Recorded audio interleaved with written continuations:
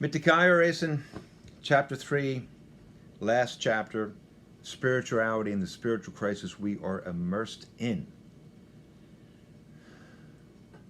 Secularists and atheists speak of they speak of spirituality, and they speak of a coming together and a getting together of all peoples, recognizing each person's dignity and worth. But guess what? That's a Christian concept. And as I said before, I suppose it's a Buddhist concept too.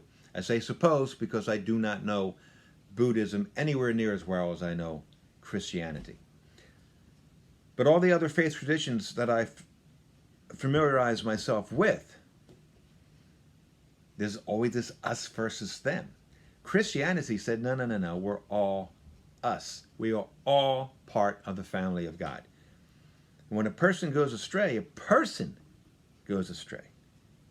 When a person wants to be redeemed, a person wants to be redeemed, not entire groups, not entire swaths of civilization. The Romans put great stock in the gladiatorial games, and all classes of people came to see these games. Gladiatorial games and throwing of Christians and other undesirables to the lions. This was entertainment, and it was booming business. But it was Christians who put an end to this. Christians. This is fact. Look it up. So when you're talking about equality and everyone should get along, we're really talking about whoever says that adapting a Christian worldview. And in the East, it would be a Buddhist worldview.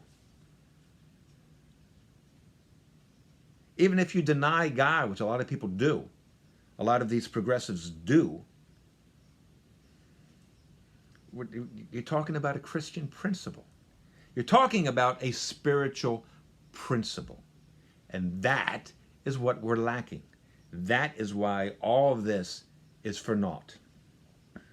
There are so many conservatives and libertarians that are out there on the internet and who are out there on the streets and writing articles.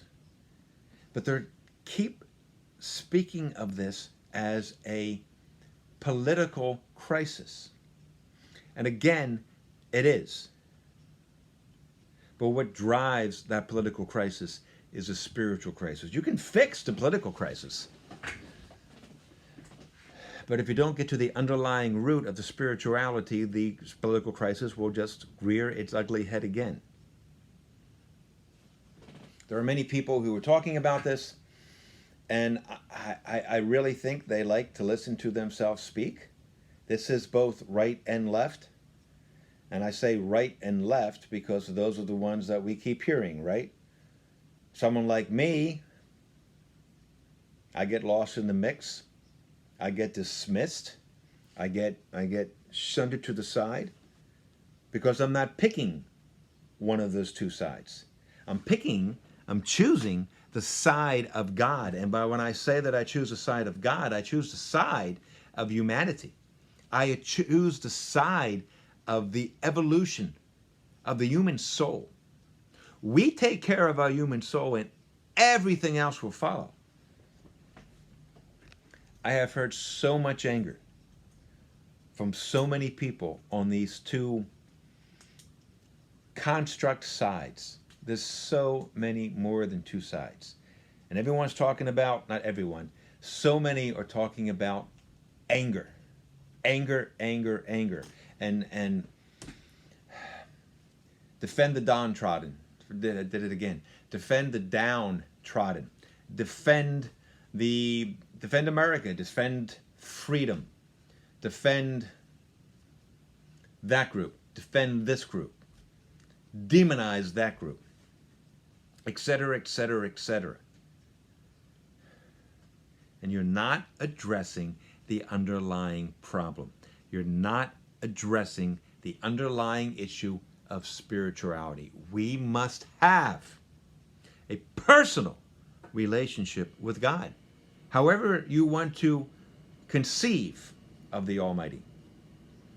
Again, I believe, it is my personal belief that that God, that Almighty, should be monotheistic. Aside from that, I relate to God through Christ. Other people relate to God through Allah, Adonai, and so on and so on.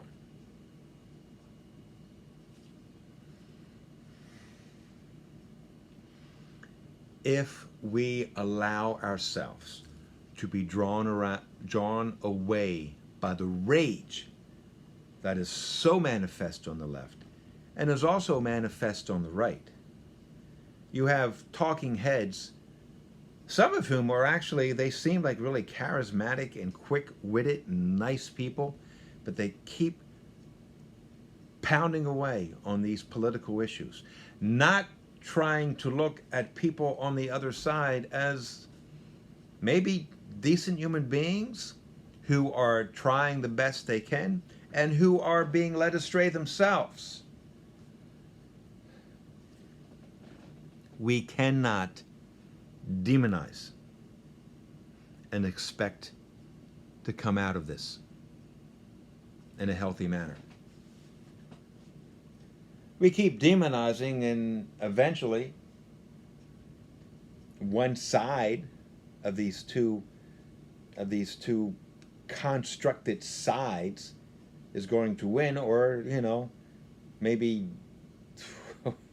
the war will be so fiery that nothing will be left. God forbid that.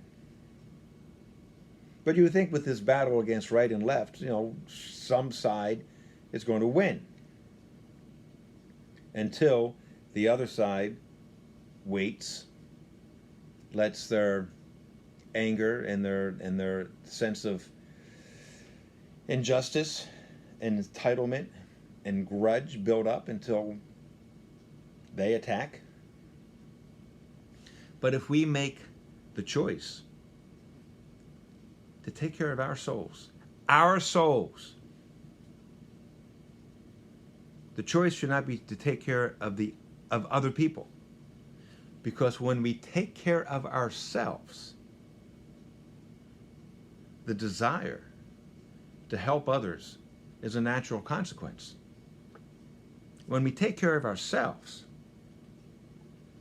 the ability and the ability to have a clear thought as how to help them and the ability to actually mechanically help them will be a natural consequence. Because we take care of ourselves, we nurture the relationship we have with God. We nurture the relationship we have with ourselves. Because the best gift that God gave to each one of us is ourselves.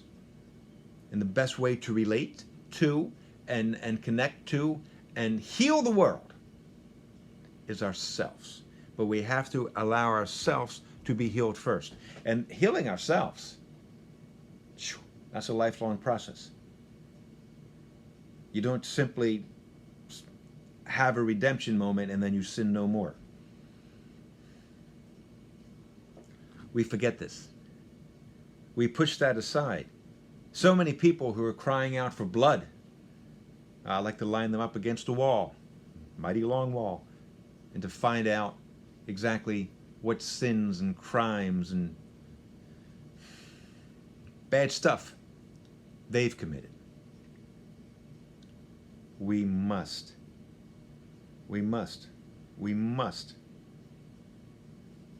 reach out from our soul and connect with the other person's soul. We must have that mutual respect.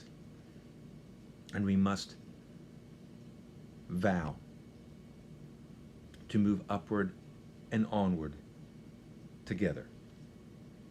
This is our only salvation, our only path toward redemption. Peace.